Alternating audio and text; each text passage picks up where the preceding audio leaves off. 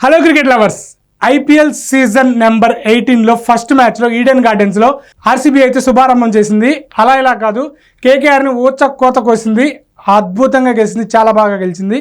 But ఒకానొక స్టేజ్లో KKR 220+ runs చేస్తుంది అనుకున్నాం. బట్ మ్యాచ్లో ఏమైంది అసలు ఈ డీటెయిల్స్ అన్ని చూద్దాం. ఒకసారి మ్యాచ్ రివ్యూలోకి అయితే వెళ్ళిపోదాం. టాస్ గెలిచిన ఆర్సీబీ కెప్టెన్ రజత్ పటిదార్ అయితే బౌలింగ్ తీసుకున్నాడు. ఎందుకంటే ఆల్రెడీ పిచ్ వెదర్ అప్డేట్ అయితే మొత్తం క్లౌడీగా ఉంది కాబట్టి ఖచ్చితంగా బాల్ స్వింగ్ అనుకూలిస్తుంది కాబట్టి పటిదార్ అయితే రైట్ డెసిషన్ తీసుకున్నాడు, బౌలింగ్ తీసుకున్నాడు. రహానే కూడా అదే చెప్పాడు, మేము టాస్ గెలిచినా కూడా ఫీల్డింగే తీసుకుంటాం అన్నాడు. బట్ అక్కడే ట్విస్ట్ వచ్చింది, ప్లేయింగ్ లెవెల్లో భువీ లేడు. ఏంటబ్బా ఈ షాక్ అనుకునేటప్పటికి తర్వాత న్యూస్ చెక్ చేస్తే భువీకి minor injury, first 2 matches maybe పక్కన ఉంటాడు, తర్వాత ప్లేయింగ్ లెవెన్కి వచ్చేస్తాడు. ఇనిషియల్గా అయితే హేజిల్వుడ్ అయితే అద్భుతంగా బౌలింగ్ చేశాడు. ఫస్ట్ 3 ఓవర్లకి స్కోర్ చూస్తే 9 రన్స్కి 1 వికెట్ కేకేఆర్. డికాక్ అవుట్ అయ్యాడు. డికాక్ ఒక లైఫ్ వచ్చింది, సుయాష్ శర్మ క్యాచ్ వదిలేస్తాడు. బట్ మళ్ళీ డికాక్ కీపర్ క్యాచ్ అవుట్ అయ్యాడు. నరైన్తో కలిపి రహానే చేసిన బేబత్సం అయితే మామూలుగా లేదు. రహానే 2.0 చెన్నైలో రహానే ఎలాగ ఆడాడు అదే ఇన్నింగ్స్ కంటిన్యూ చేస్తా కెప్టెన్ నాకు అద్భుతంగా ఆడాడు. అక్కడి నుంచి చూస్తే 103 రన్స్ పార్ట్నర్షిప్ చాలా క్విక్గా వచ్చింది కేకేఆర్కి. ఈ లెక్కను చూస్తే వాళ్ళకున్న finishers like Russell, Rinku, Venkatesh Iyer, ఇంతమంది బ్యాట్స్మెన్స్ ఉన్నారు, ఈజీగా 220 అని అనుకున్నాం.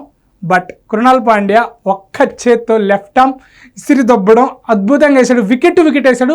ఒకనొక బాల్ అయితే వెంకటేష్ అయ్యర్కి హెల్మెట్ తీసుకురావాల్సిన చిన్న పని అంతా అయింది, అద్భుతంగా వేశాడు. బట్ దీనికి ముందు రషిక్ సార్దలం కూడా అద్భుతంగా స్లోవర్ బాల్స్ ఎగ్జిక్యూట్ చేశాడు, కానీ వర్కౌట్ అవ్వలేదు. బ్యాక్ ఫుట్ మీద నరైన్ 6లు, రహానే అద్భుతమైన క్లాస్ టైమింగ్తో అయితే ఆడారు. కానీ ఎప్పుడైతే రషిక్ దారు నరైన్ వికెట్ తీయడమో ఆ తర్వాత కృణాల్ పాండ్యా స్పెల్ ఏదైతే ఉందో 3 వికెట్లు అద్భుతంగా వేశాడు. వెంకటేష్ అయ్యర్ని, రింకుని, అలాగే రహానేని 3 కీలక వికెట్లు తీశాడు. అప్పుడు దాకా రన్స్కి వెళ్ళిన సుయాష్ శర్మ కూడా వచ్చి గూగ్లీతో రసెల్ని బోల్తా కొట్టించాడు. ఇదైతే absolutely captain decision. Rajat Patidar on the spot ఉన్నాడు.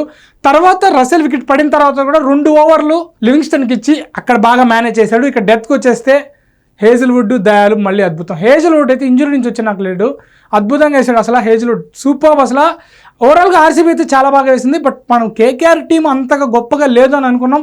మన ప్రీవియస్లో కూడా మాట్లాడుకున్నాం టీం ప్రీవియస్లో, దాన్ని బట్టి ఆర్సీబీ బాగా ఆడడం అన్నట్టే నేను అనుకున్నాను. బట్ చూద్దాం మ్యాచెస్ జరిగే కొద్దీ కేకేఆర్ పర్ఫార్మెన్స్ ఎలా ఉంటుందో కూడా చూసి మనం డిసైడ్ అవ్వచ్చు. బట్ ఒక్క మ్యాచ్కి ఆర్సీబీ కూడా మనం హై అవ్వాల్సిన అవసరం లేదు ఆర్సీబీ ఫ్యాన్స్గా.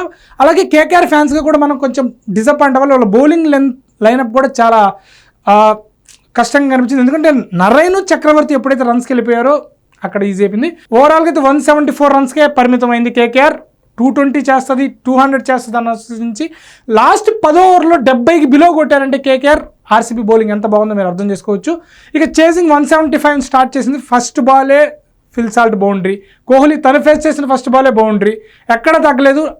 5 ఓవర్లకి 75 పరుగులు, నో వికెట్. వరుణ్ చక్రవర్తిని 4 ఓవర్లో దుమ్ము దులిపారు. వైభవ్ అరోరాని ఫస్ట్ స్పెల్లో కొట్టారు.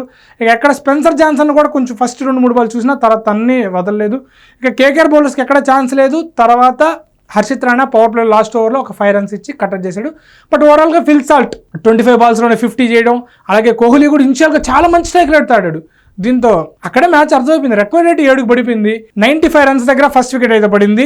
ఫిల్ సాల్ట్ అవుట్ అయ్యాడు. తర్వాత పడికల్ కొంచెం టైం తీసుకున్న తర్వాత ఒక బౌండరీ కొట్టాడు. తర్వాత లాంగ్ ఆన్లో క్యాచ్ ఇచ్చేసి అవుట్ అయిపోయాడు. తర్వాత కోహ్లీ, పటిదార్ అయితే బీస్ట్ లెవెల్లో ఆడాడు. ఎక్కడ నరైన్ ఒక 6 కొట్టాడు, వేరే లెవెల్. నరైన్, చక్రవర్తి ఎక్కడైతే ఫెయిల్ అయ్యారో అక్కడే కేకేఆర్ కేల్కతం. బట్ ఈ మ్యాచ్లో స్పిన్కి అంతగా అనుకూలించకపోయినా కూడా కృణాల్ పాండ్యా తన యాక్యురేట్ బౌలింగ్తో అయితే మ్యాచ్ని ఆర్సీబీ వైకి పూర్తిగా తీసుకొచ్చేసాడు. నా టర్నింగ్ పాయింట్ అయితే ఆబ్వియస్గా కృణాల్ పాండ్యా. మీ టర్నింగ్ పాయింట్ ఏమనుకున్నారు కూడా కామెంట్ చేయండి, అలాగే వీడియోని లైక్ చేయండి. ఇక ఓవరాల్గా వచ్చేస్తే 7 వికెట్లు తాడైతే ఆర్సీబీ ఈజీగా గెలిచేసింది ఈ మ్యాచ్. 22 బాల్స్ మిగిలి ఉన్న గెలిచింది. ఇక లాస్ట్లో పటిదార్ అద్భుతం బెస్ట్ స్ట్రైక్ రేట్ తనకే ఉంది. తర్వాత లివింగ్స్టన్ కూడా ఒక బౌండరీస్తో కొట్టి మ్యాచ్ అయితే ఫినిష్ చేసేసారు. ఓవరాల్గా అయితే ఆర్సీబీ ప్యూర్ డామినేషన్. కేకేఆర్కి ఎక్కడా ఛాన్స్ లేదు. రహానే అద్భుతంగా బ్యాట్ చేసినా, నరైన్ చేసినా కూడా స్పిన్కి అనుకూలించలేదు. కేకేఆర్ స్పిన్నర్ని ఆర్సీబీ బ్యాట్స్మెన్స్ మంచిగా టార్గెట్ చేసి ఆడారా, లేక కేకేఆర్ బౌలర్సే అండర్ ద పార్ ఉన్నారా మనం చూడాలి. ఇక ఓవరాల్గా మ్యాచెస్ జరిగే కొద్దీ మనకు రివ్యూస్లోకి వెళ్ళినప్పుడు మనకు డీటెయిల్గా అర్థమైపోద్ది. నేను ముందే చెప్పాను కేకేఆర్ అయితే ఈసారి కష్టమని. బట్ ఈ కేకేఆర్ కంబ్యాక్ చేస్తుందో లేదో చూద్దాం. ఆర్సీబీ ఇదే హవా. నెక్స్ట్ మ్యాచ్ వాళ్ళకి చెన్నైతో ఉంది ఆర్సీబీకి. దాంట్లో ఈ మ్యాచ్లో మనకు అర్థమైపోతుంది ఆర్సీబీ పర్ఫార్మెన్స్ ఎలా ఉంటుంది చూద్దాం. ఇంకా రివ్యూస్ చాలా ఉన్నాయి, మాట్లాడుకుందాం, టచ్లో ఉందాం. దీనికోసం మీరు బెల్ బటన్ కూడా యాక్టివేట్ చేసుకోండి. Subscribe to our channel. మీకు ఎలాంటి రివ్యూస్ కూడా కావాలో కామెంట్ చేయండి. మీ ఫేవరెట్ మూమెంట్ అయితే కూడా కామెంట్ చేయండి. ఉంటాను, బై, థ్యాంక్స్.